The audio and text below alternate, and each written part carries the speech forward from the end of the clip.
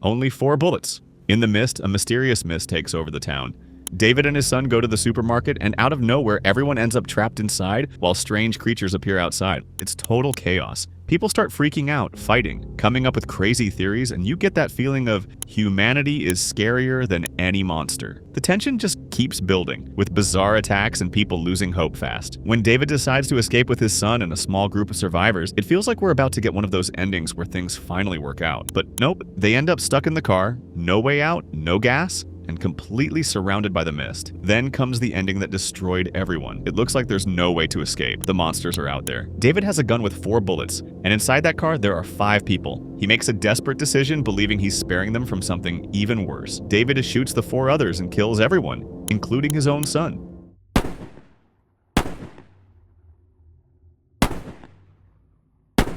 But just a few minutes later, the military shows up, saving people and clearing the area. David realizes that if he had just waited a little longer, everything would have worked out.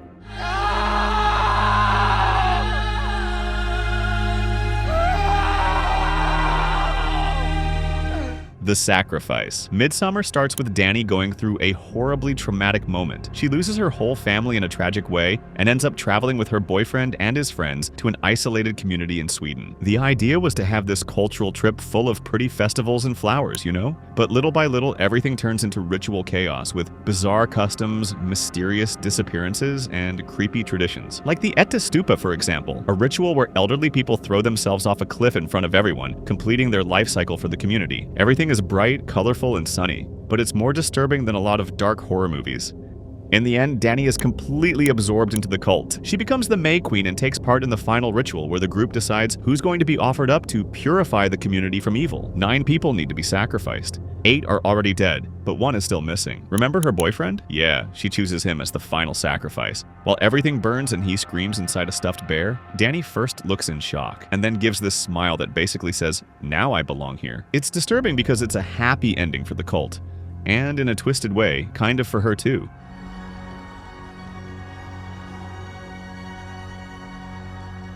Paimon. Hereditary almost feels like a heavy family drama at first, but it's way worse than that. Annie is a mother dealing with the death of her own mom, and the house is filled with this heavy energy, family secrets, and unresolved resentment. Her son Peter has a really tense relationship with her, and her daughter Charlie is strange and keeps making those clicking noises with her tongue. Super unsettling.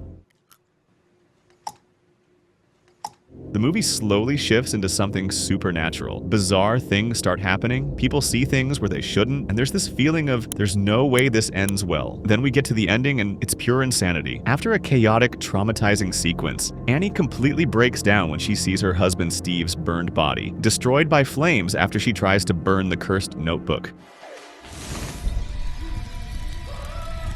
In that moment, something inside her snaps, or better, something else takes over. Now possessed by Paimon, the demon the cult worships, she becomes a completely different creature. Peter tries to escape through the house, but what was once a home turns into a hellish maze. Annie chases him, climbing on the walls like some kind of human insect. In her final act, she uses a piano wire to cut her own neck. Desperate, Peter runs up to the attic, surrounded by naked figures staring at him like worshippers. He jumps out the window, his body hits the ground, and his soul seems to fade away. But when everything goes quiet, his body rises again. Peter ends up being practically guided into accepting this demonic presence. The house turns into a full-on demon cult altar, with bodies, symbols, and an eerie silence. When he stands up, moving weird and with empty eyes, it's clear he's not himself anymore. His grandmother was involved in all of this, even after death, and it all turns into a twisted coronation. A group of followers celebrates the arrival of the demon Paimon like it's some kind of welcome party. In the end, nothing is really explained. It's just despair and the feeling that everything was doomed from the start. And in the end, the grandma gets exactly what she wanted. The demon returns, and evil wins.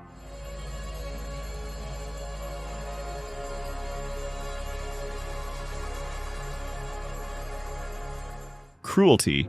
Funny Games starts off looking like a peaceful weekend at a lake vacation house. The Schober family arrives all happy. George, Anna, their son Georgie, and their dog Rolfie. But soon they notice something strange. Their neighbor Fred is with 2 young guys, Peter and Paul, that nobody knows. And there's already this bad vibe in the air. A few minutes later, Peter shows up at the Schober house asking for eggs. He drops them, acts weird and forces this fake politeness that's super uncomfortable. The suspicious vibe quickly turns into dangerous. When Paul shows up too, the tension gets even worse and things spiral out of control. Rolfie disappears, George gets his leg smashed, and just like that, the family becomes the hostage of these two psychopaths.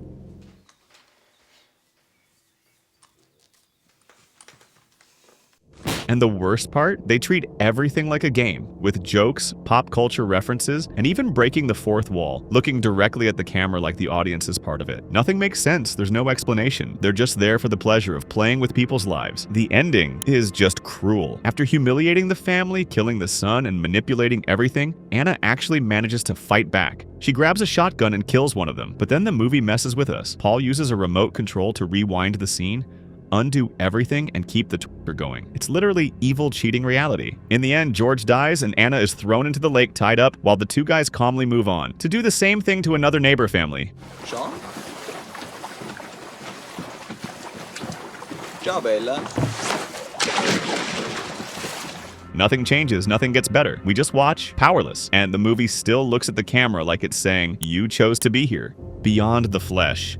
Martyrs is heavy right from the start. Young Lucy manages to escape from a secret place where she was tortured for over a year. She ends up in an orphanage and becomes friends with Anna, the only person who really tries to help her deal with the trauma. Even so, Lucy is haunted by a horrible creature, a mutilated woman who appears and attacks her, like a monster born from her guilt. Years later, Lucy is absolutely sure she's found the people responsible for what happened to her. She walks into the Belfont family's house and executes everyone in cold blood, convinced she's finally getting revenge. Anna arrives, sees the scene, tries to help, but realizes Lucy is completely destroyed inside. That woman who attacks and hurts Lucy? She isn't real, and she's just guilt-made flesh. Lucy can't take it anymore and ends her own life. But then the real horror begins. Anna finds a secret passage and discovers another victim still alive, which means Lucy was right the whole time. And even worse, there's a cult that tortures people to try to see what's beyond death, because in their minds only the truly martyred can see the supernatural. And that's when the worst happens. Anna becomes the next experiment and goes through a living hell. Seriously, what happens to her can't even be described properly. It's way too graphic for YouTube, like being flipped live, for example. But she ends up transcending in this state of unbearable pain.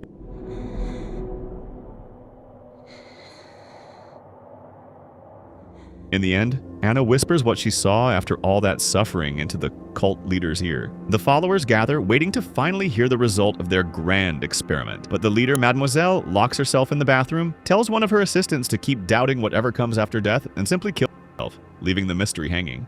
Sauriez-vous? Non, mademoiselle, je... Doutez, Étienne.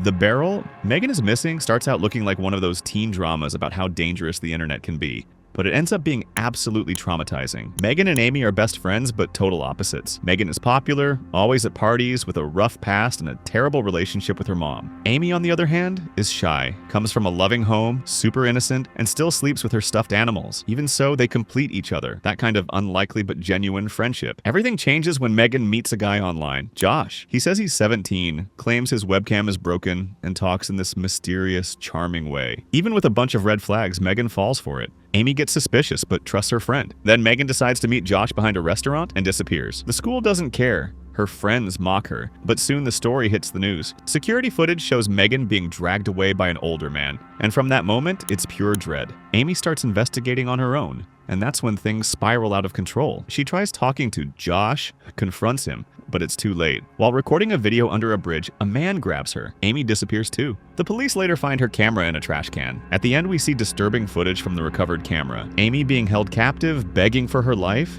trying to survive.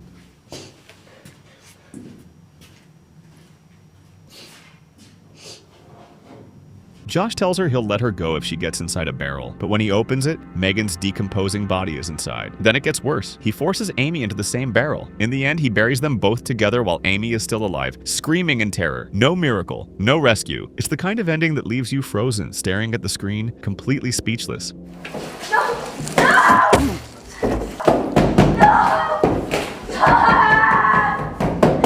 bloody wedding. Ready or Not looks like your typical fancy wedding. Rich family, giant mansion, everything perfect, or so it seems. Grace, who grew up in foster homes, is over the moon. She's finally found a family and is about to get married. But the Ludemas family, let's just say they're not your average in-laws. They made their fortune in the gaming industry, and every new family member has to take part in a traditional midnight game. Sounds fun, right? Until Grace draws the hide-and-seek card, then it's game over. Instead of counting to 10, the whole family grabs weapons and starts hunting her through the house like she's a rabbit in the woods. At first it feels like some twisted rich people game, but nope, it's real. And they're hilariously incompetent, killing their own staff by accident with arrows, knives, and even a goat bite.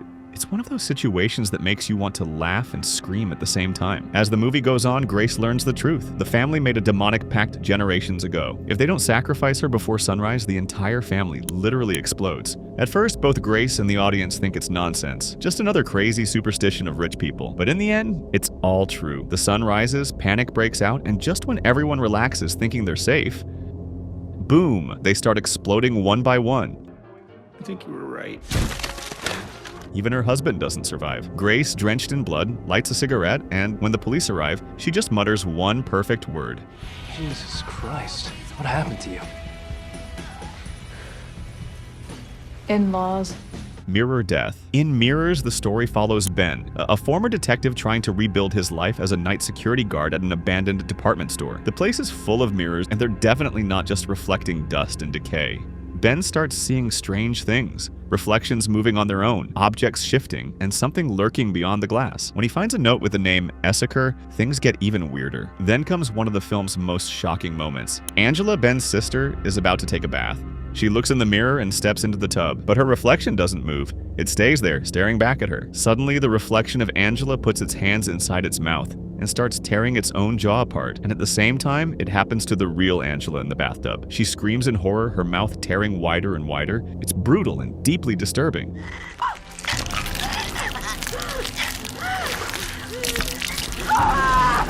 Ben races to uncover who or what Essaker is. In the end, he discovers it's tied to a possessed girl who was locked away with mirrors to contain a demon. He forces the grown woman, now living in hiding, to return, and that releases the entity again, causing explosions and a final chaotic confrontation. He manages to destroy the demon but pays the ultimate price. In the final moment, as he walks away thinking he survived, Ben realizes he's actually dead, trapped in the mirror world, a twisted version of reality.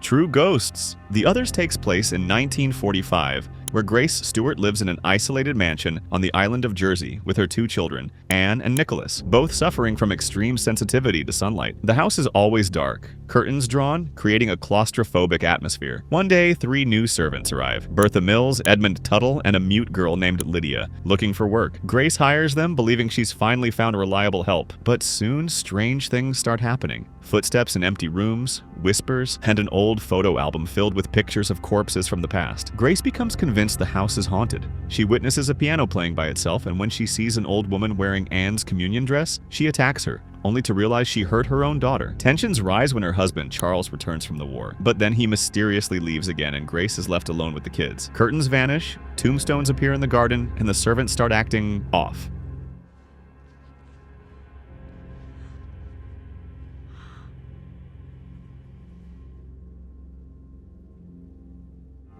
Then comes the major twist. Grace discovers that she and her children are the ghosts haunting the house. They died long ago, after she, distraught by her husband's death in the war, killed her children and then herself. So the intruders she thought were ghosts were actually the living residents. The servants had died long before too, but unlike Grace, they already knew they were dead, and their purpose was to help lost souls realize the truth. Accepting their fate, Grace embraces her children as sunlight finally pours into the house. They realize that the living family has left, and that the house now belongs to them forever.